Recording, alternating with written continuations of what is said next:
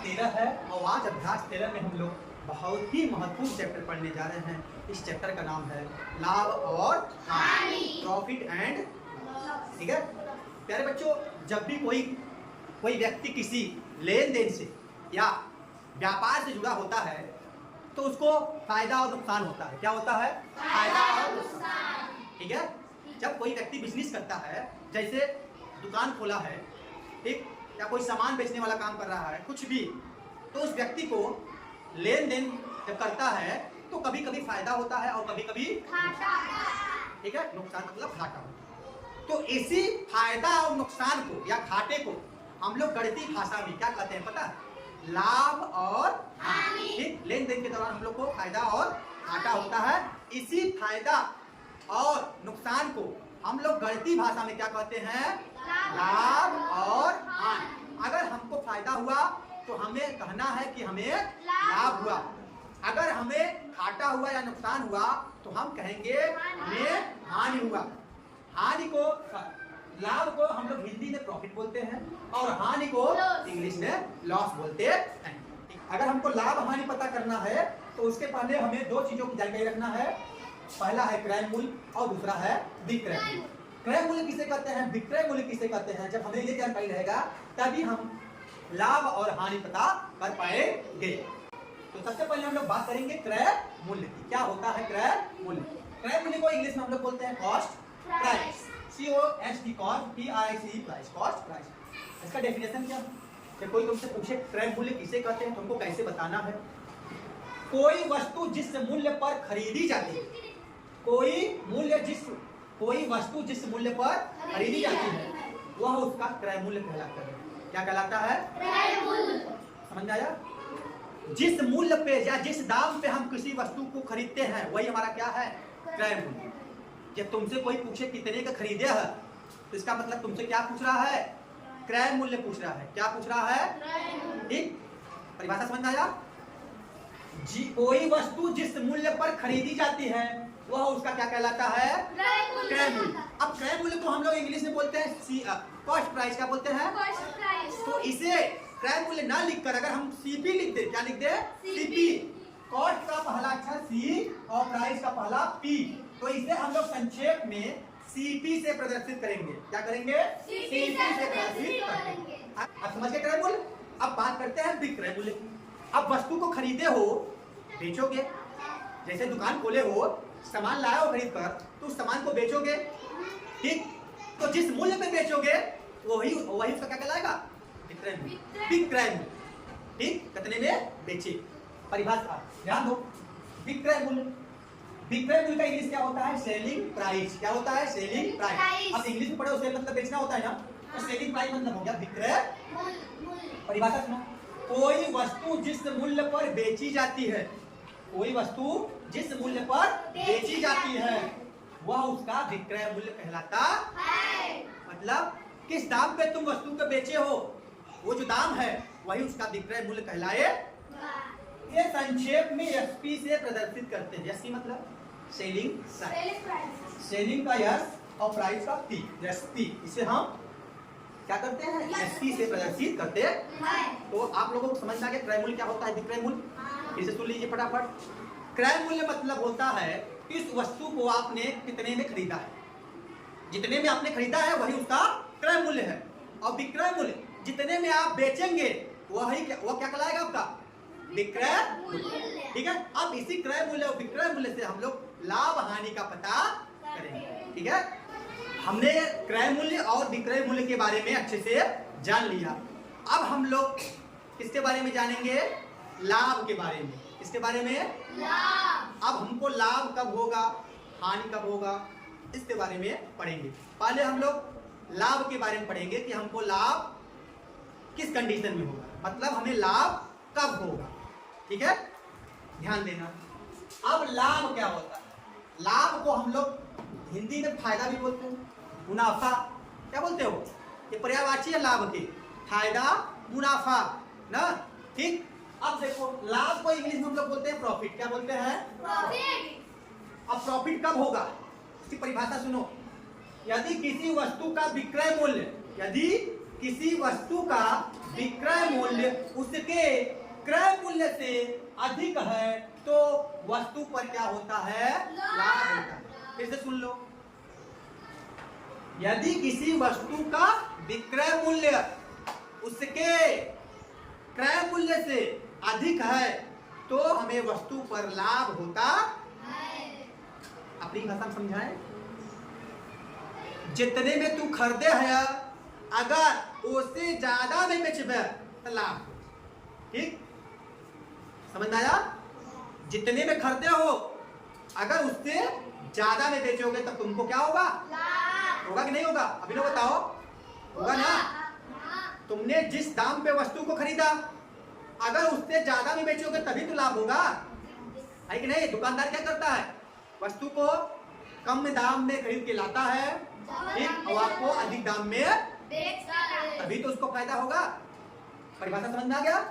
ठीक, आगे बढ़े। देखो, लाभ को अंग्रेजी में हम लोग बोलते हैं प्रॉफिट, इसलिए इसको किससे प्रदर्शित करते हैं? पी से।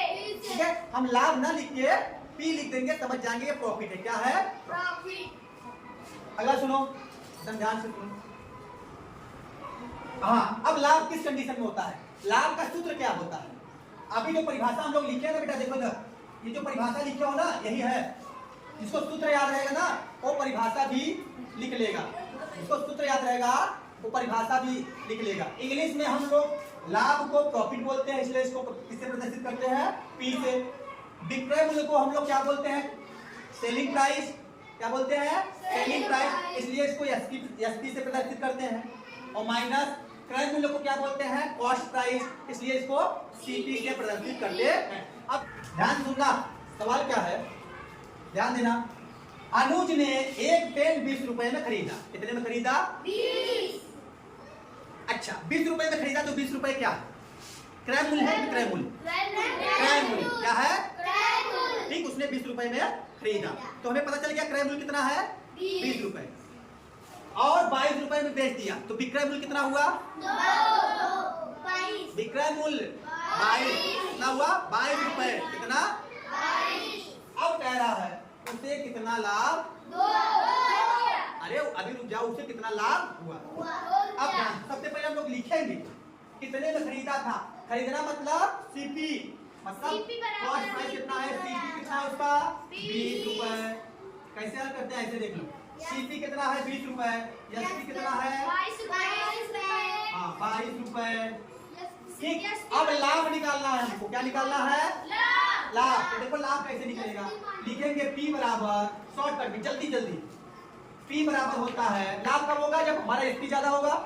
लिखेंगे SP माइनस CP बराबर, SP हमारा 22 है और CP हमारा 20 है, तो 22 में से 20 गया, कितना आएगा? 2। तो हमको क्या हो गया? 2 रुपए का लाभ हो गया। कितने का? 2 रुपए का लाभ हो गया।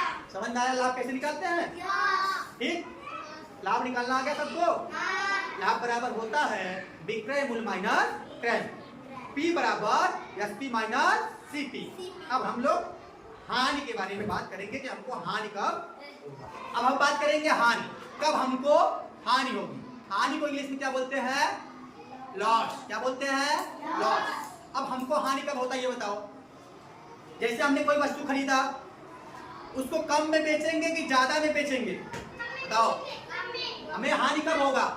जब वस्तु को हम कम दाम पे बेचेंगे। जितने में खरीदे हैं उससे कम दाम पे बेचेंगे तो हमको क्या होगा? घाटा या हानि होगा। ठीक है, अब ध्यान दो, इसी को गणितीय भाषा में देखो, अगर क्रय मूल्य ज्यादा है और विक्रय मूल्य कम है तो हमको हानि होगा। क्या होगा? हानि। ठीक है, अब इसकी परिभाषा देखो, हानि को इंग्लिश में लॉस बोलते हैं। क्या बोलते हैं? लॉस। यदि किसी वस्तु का क्रय मूल्य, ध्यान से सुनना, यदि किसी वस्तु का क्रय मूल्य उसके विक्रय मूल्य से अधिक है, मतलब क्रय मूल्य ज्यादा रहेगा और विक्रय मूल्य कम, तो हमको क्या होगा? हानि होगा। क्या होगा? हानि होगा। किसी वस्तु का क्रय मूल्य उसके मूल्य से अधिक है तो हमें वस्तु पर हानि होता है। हमने लाभ में ये वाला नहीं बताया था, ध्यान देना। लाभ में क्या होता था? विक्रय मूल्य ज्यादा होता था, क्रय मूल्य कम, और हानि में क्रय मूल्य ज्यादा है, विक्रय मूल्य, ये चिन्ह लगा है किसका, ज्यादा का, जिसकी तरफ मुंह खुलता है वो ज्यादा होता है।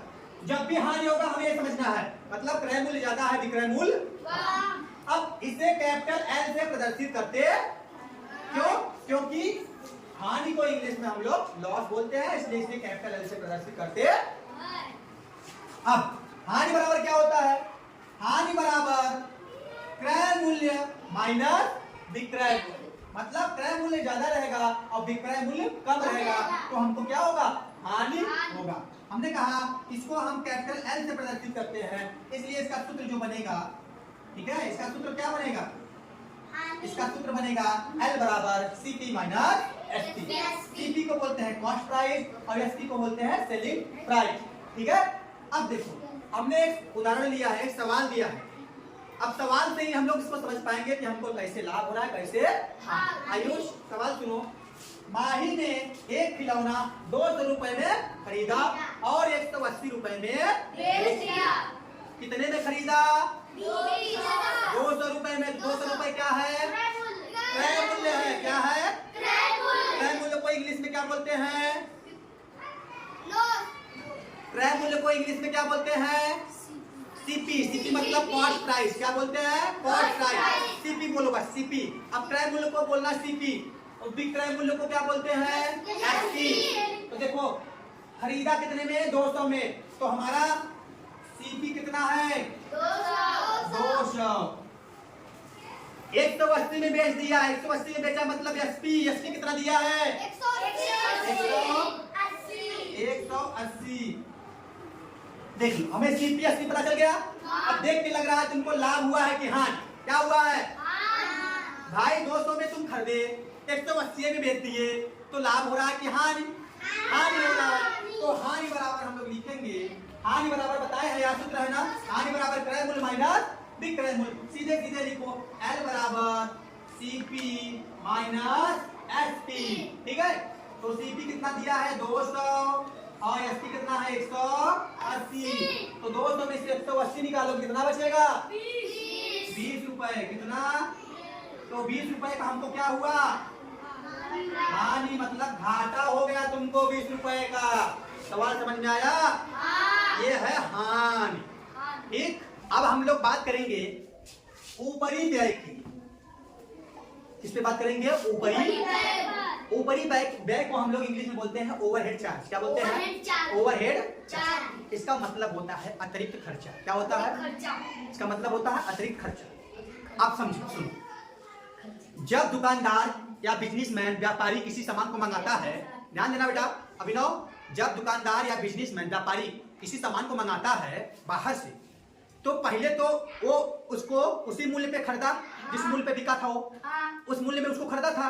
अब जिस गाड़ी से सामान आएगा उसको भी तो खर्चा देना होता है, वो खर्चा जोड़ लो उसमें।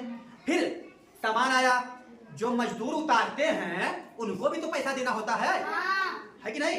ऐसा तो है ना कि दुकानदार ने सामान जितने में लिया है उतने में उसका घर पहुंच गया, नहीं। अगर दुकानदार बड़ा बिजनेसमैन है, व्यापारी, बड़ा व्यापारी है, तब अब छोटा व्यापारी है, छोटा दुकानदार है, वो तो जाएगा फट से लेके चला आएगा अपनी गाड़ी से ही। लेकिन अगर आपके पास माल बहुत ज्यादा आ रहा है, जैसे क्या होता है ट्रेनों से सामान आता है, ट्रेन भर भर के बड़ी बड़ी जो तो मालगाड़ी आता है ना, मालगाड़ी सामान आया, उसने वहां पे मान लो सामान, जैसे कश्मीर से मान लो आपने सेब लिया, कश्मीर जम्मू कश्मीर से आपने सेब खरीदा, क्या खरीदा, सेब खरीदा। अब सेब वहां से आ रहा है ट्रक से, तो ट्रक का किराया, भाड़ा जिसको बोलते हो, ट्रक का भाड़ा दोगे, पहले तो सेब खरीदे उसका पैसा दिए, अब सेब का जो वो ट्रक लेके आएगा उसका किराया दोगे, भाड़ा दोगे, वो हो गया।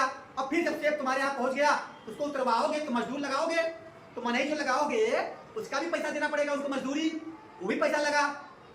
अब यही तुम्हारा ऊपरी व्यय है, मतलब दाम के अतिरिक्त जितने तुम खरीदे थे उसके अतिरिक्त जो पैसा खर्चा करोगे वही तुम्हारा क्या होगा, ऊपरी व्यय या अतिरिक्त खर्चा। अब इस सवाल को समझो, इस सवाल को देखो समझ में आ जाएगा, एकदम ध्यान समझना। हमने सवाल दिया, शिव कुमार ने एक पुरानी मोटरसाइकिल 6200 रुपए में खरीदी, कितने में, 6200 रुपए में, 2050 रुपए में खरीदी। कितने में खरीदी थी, ध्यान सुनना, शिव कुमार ने एक पुरानी मोटरसाइकिल 6250 रुपए में खरीदी है। अब सुनो, उसने उसकी मरम्मत पर 1200 रुपए खर्च किए, उसने उसकी मरम्मत पर मतलब रिपेयरिंग पे कितने रुपए खर्चा किए, 1200। अब देखो ये अतिरिक्त हो रहा है ना, भाई उसने खरीदा कितने में? 6,250 रुपए में, लेकिन उसने उसकी रिपेयरिंग करवाई कितने में? सुधांशु रिपेयरिंग कितने करवाया? 1200 में। तो ये अतिरिक्त खर्चा है कि नहीं है? अब देखो ध्यान दो, जो जब खरीदेंगे तो क्या होगा? क्रय मूल्य की विक्रय मूल्य, क्रय मूल्य मतलब सीपी। सीपी कितना है हमारा? सीपी बराबर 6,250, ठीक है, रुपए। अतिरिक्त, ये अतिरिक्त करेंगे मरम्मत पे तो वही लिखेंगे ऊपरी व्यय। क्या लिखेंगे? ऊपरी व्यय। ऊपरी व्यय मतलब अतिरिक्त खर्चा कितना? 1200 रुपए। कितना? अब कुल खर्चा कितना हो गया? बताओ बताओ यार, कुल खर्चा बताओ। ये देख लो, जोड़ दो। अरे नहीं, गलत जोड़ दो। देखो ये 0, ये 5 और 2 2 4 और ये 6 1 7, कितना आया? 7,450। तो ये कुल खर्चा कितना हो गया? 7,450 रुपए। और बेच कितने में रहा है देखो, और फिर इसने 8,000 रुपए में बेच दिया, मतलब एसपी कितना है? 8,000 रुपए। कितना? 8,000 रुपए। अब बेटा देखो, खरीदा उसने 6,250 रुपए में था, 1200 अतिरिक्त खर्चा किया उसको रिपेयरिंग करवाने में, और बेच दिया 8,000 में। तो अब हमको पूछा है कि लाभ होगा कि हानि। अब बताओ कुल कितने में खरीद रहे हो? मान लो कुल खर्चा कितना हो गया? 7,450 रुपया, और बेच रहे हो 8,000 में, तो लाभ होगा कि हानि? लाभ होगा ना। मतलब ये जो खर्चा हमारा हुआ है वो बेचने से कम ही है। अब यहाँ पे हमको लाभ हो रहा है तो लिखेंगे लाभ बराबर क्या होता है? SP minus CP. तो ये अभी हमारा सीपी, सॉरी यहाँ पे भी हमारा सीपी है, ये कुल खर्चा सीपी होगा। कुल खर्चा सीपी, ठीक है, ध्यान देना, कुल खर्चा सीपी होगा। अब एसपी कितना? 8,000 और सीपी कितना? 7,450 घटा दो, कितना आ रहा है? 550 रुपए। कितना आएगा? कितने रुपए का लाभ हुआ? 550 रुपए का लाभ हुआ। 550 रुपए का लाभ उसको हो गया, ठीक है। इस सवाल समझ में आया? ऊपरी व्यय किसे कहते हैं? ऊपरी व्यय का मतलब होता है अतिरिक्त खर्चा, भाड़ा, किराया, मजदूरी, यही सब ऊपरी खर्चा है, ठीक है। ऊपरी खर्चा मतलब अतिरिक्त। एक टेबल 200 रुपए की हानि पर 1,800 रुपए में बेच दिया जाता है, माने 200 रुपए का घाटा लेकर उस सामान को 1,800 में बेच रहा है। यही से समझ जाओ, 1,800 में बेचने पर उसको 200 का घाटा हो रहा है, तो उसका क्रय मूल्य क्या होगा? ध्यान देना, कितने में बेचा? 1,800 में, मतलब एसपी कितना है? 1,800। हानि कितना है? 200। अब कह रहा है क्रय मूल्य कितना होगा? क्रय मूल्य मतलब सीपी पूछा है। क्या पूछा है? सीपी। तो हमें पता है कि हानि एल बराबर क्या होता है? सीपी माइनस एसपी ना। तो हानि कितना हमको हुआ है? 200 का, और सीपी पता नहीं है, एसपी दिया है 1,800। अब एसपी को इधर लेके चले आओ, तो सीपी बराबर हो जाएगा 1,800 प्लस 200 बराबर 2,000 रुपए। इसका मतलब सीपी कितना होगा? 2,000।